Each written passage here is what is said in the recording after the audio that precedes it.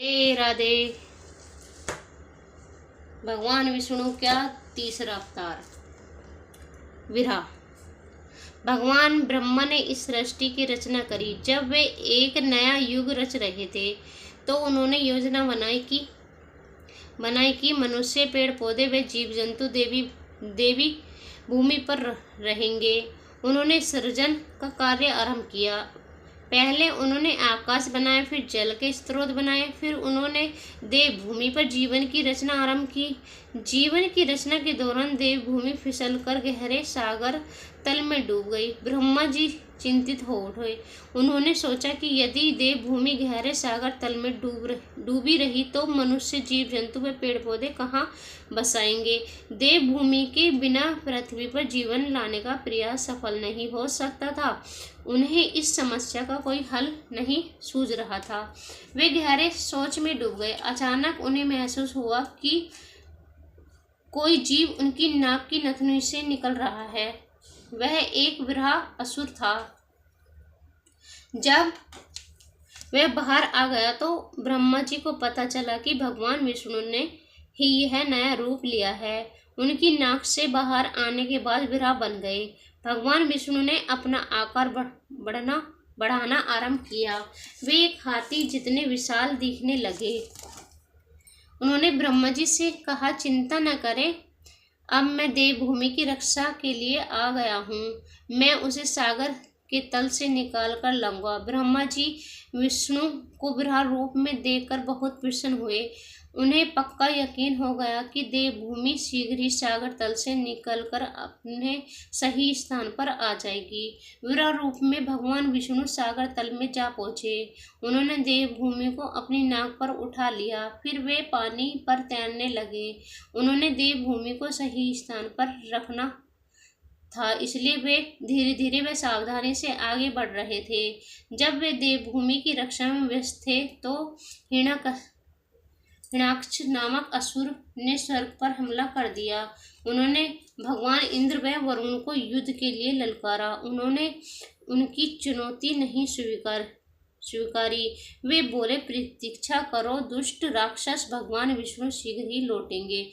वे तुमसे युद्ध करेंगे। वे तुम्हें स्वर्ग से बाहर खदेड़ देंगे। असुर बोले, लेकिन वह कहाँ छिपा है? उसे कहो कि अभी आकर मुझे युद्ध करे। नारद मुनि ने वही थे।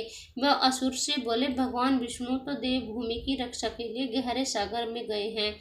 नारद मुनि की बात सुनते ही हिरण्याक्ष ने झट से सागर में छलांग लगा दी। उन्होंने भगवान विष्णु को ललकारा, ए कायर, तू यहाँ सागर में छिपा बैठा है, आ मुझसे युद्ध कर। भगवान विष्णु ने उनकी चुनौती पर ध्यान नहीं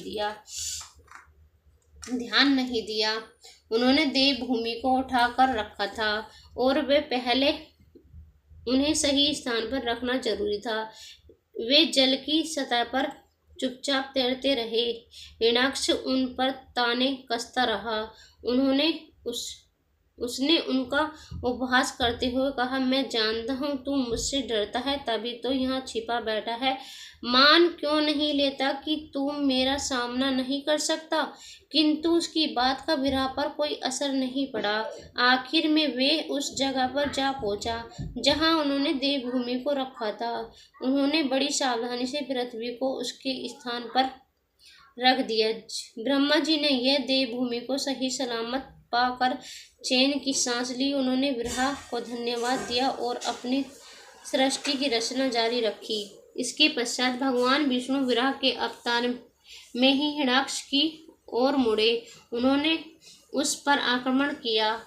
वे उससे भयंकर युद्ध होने लगा। हिरण्याक्ष ने विरहा पर गदा से प्रहार किया, किंतु विरहा ने उसे वापस लौटा दिया। विरहा बहुत शक्तिशाली था।